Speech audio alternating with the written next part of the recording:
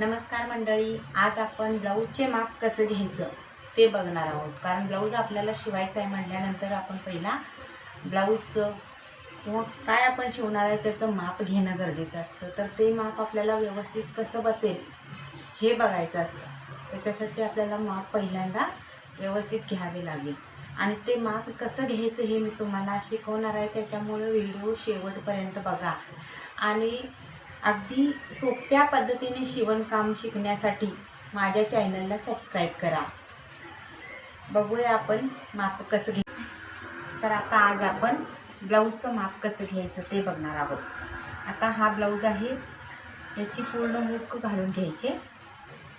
पहिला हुक लावून घेतल्यानंतर मगच आपल्याला पुढे जाता येईल। ब्लाऊजची हुक लावून घेतल्यानंतर हा ब्लाऊज असा पूर्ण व्यवस्थित ठेवून द्यायचा। हा ब्लाऊज सुद्धा कस्टमरचा मी शिवलेलाच आहे आणि असं दुसऱ्या पद्धतीचं ब्लाऊज मला शिवायचं आहे। तर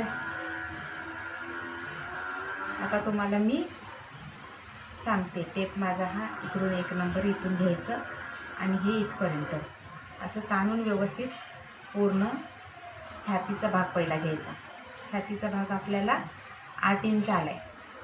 8 इंच छातीचा भाग आणि ही पूर्ण कंबर पूर्ण घ्यायची।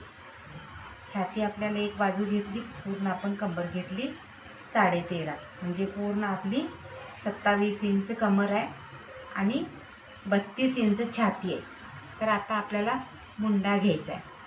हा मुंडा आपल्याला 5 इंच आहे आणि गळासुद्धा 5 इंचचा आहे। 5 इंच गळा, 5 इंच मुंडा, छाती 8 इंच आणि 13.5 इंच कमर। आता आपण शोल्डर घ्यायचा आहे। शोल्डर व्यवस्थित पूर्ण असा ब्लाऊज उघडून नीट ठेवूनच घ्यायचा। याचं शोल्डर 10 इंच आले। 10 इंच शोल्डर आहे आणि गळ्याचं माप 4.5 इंच गळा रुंदी आहे।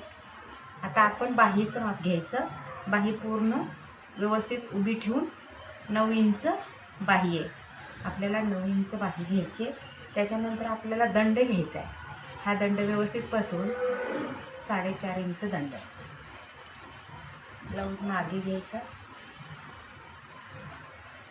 12 इंच ब्लाऊजची उंची, गळा 8.5 इंच गळा आहे। 8.5 इंच गळा। ही आपली सगळी मापे घेऊन झाली। आता आपण उद्या बघूया याचं कटिंग कसं करायचं।